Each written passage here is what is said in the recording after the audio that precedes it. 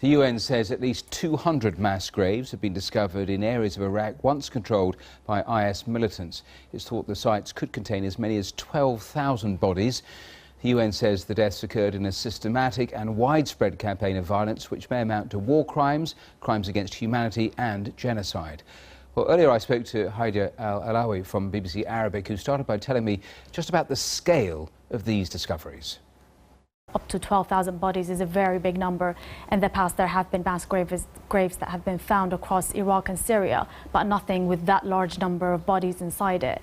I mean, a lot of the bodies that were found were elderly people, were women, were children, security forces. It's also like the background of the people who have been found makes it even more shocking. And these are spread over 4 different sites and areas. Now, the UN have been saying that the sites do contain critical evidence in terms of identification of victims and also putting together any sort of prosecutions we were talking about. Absolutely. It could be a key to finding all these missing people that have been, that the families have been looking for. And it could amount to prosecution for war crimes and possibly even genocide.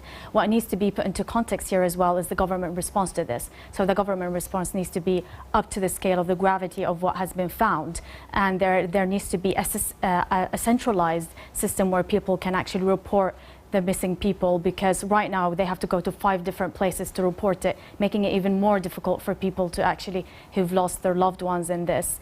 Yes, in this report it sort of underlines how chaotic the current system is. I mean, the other thing they're pointing to is how much international help is required for Iraq in terms of the basic forensic work here. Yeah, Iraq, the problem is Iraq is lacking on the expertise right now to actually carry out these investigations.